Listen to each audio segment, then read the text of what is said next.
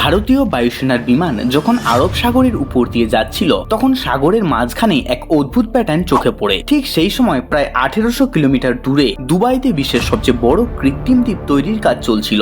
কিছুদিন পর ভারতীয় বিজ্ঞানীরা গভীর অনুসন্ধান চালিয়ে সমুদ্রের তলায় প্রায় 560 মিটার অর্থাৎ প্রায় আধা কিলোমিটারের দীর্ঘ এক বিশাল প্রাচীরের খোঁজ পান, যা দেখে মনে হচ্ছিল যেন কোনো প্রাচীন নগরীকে বাইরের আক্রমণ থেকে রক্ষার জন্য বানানো হয়েছিল। এবং আরো আশ্চর্যের বিষয়, সেই জায়গা থেকে যে সব জিনিস সংগ্রহ করা হয় তার বয়স নির্ধারণ করে দেখা যায় তা প্রায় 5000 বছরের পুরনো।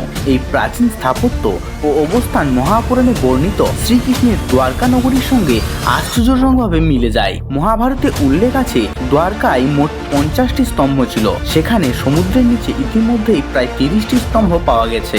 এই ডুবনগরীর ভেতরে এমন সব স্থাপত্য চোখে পড়ে যা আজও আমাদের মন্দিরে দেখা যায়। ভাগবত পুরাণে যেমন 9000 ঘরের উল্লেখ আছে, ঠিক সেই প্যাটার্নই এখানে দেখতে পাওয়া গেছে। রাস্তার নকশা, উন্নত ড্রেনেজ ব্যবস্থা, যেখানে আধুনিক কালের রাস্তা কয়েক বছরেই নষ্ট হয়ে যায় সেখানে 5000 বছরের পুরনো মার্বেল পাথরের ফ্লোরিং এখনো অক্ষত রয়েছে। সবচেয়ে গুরুত্বপূর্ণ যে জিনিস পাওয়া গেছে তা হলো বৃহৎ আকারের নোঙর, যা বিশাল জাহাজ ভেড়াতে ব্যবহার করা হতো। এক্ষেত্রে প্রমাণিত হয় দ্বারকা ছিল এক সমৃদ্ধ বন্দর নগরী, যেখানে সারা বিশ্বের মানুষ আসা যাওয়া করত এবং এখানে ব্যবসা বাণিজ্য চলতো।